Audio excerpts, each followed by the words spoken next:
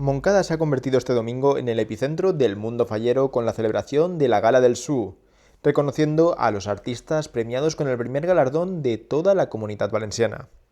La jornada arrancaba en el Ayuntamiento de Moncada con un pasacalle que recorrió las calles del municipio acompañado por representantes falleros llegados desde distintos puntos de la comunidad.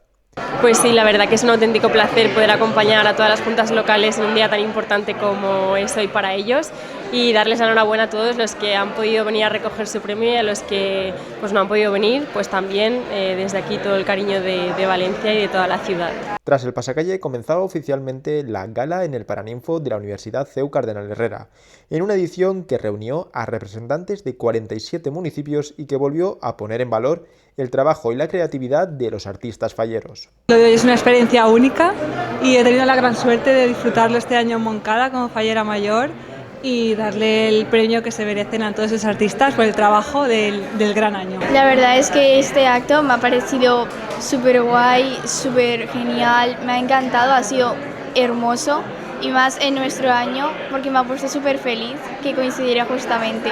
Durante el acto se reconoció a los monumentos y artistas que consiguieron el primer premio en las distintas categorías, en una cita marcada también por la convivencia entre juntas locales falleras y el ambiente festivo vivido durante toda la jornada. Como en cualquier acto fallero, el estruendo de la mascleta y una paella gigante no han faltado, reuniendo alrededor de 700 personas. Hemos homenajeado a todos los artistas falleros de la Comunidad Valenciana, así que con este super acto cerramos la temporada fallera en Moncada.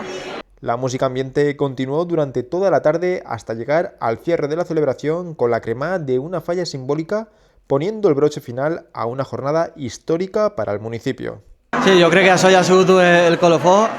un acte molt important, molt respectat, sobretot per als artistes fallers, que és l'ànima de la nostra festa.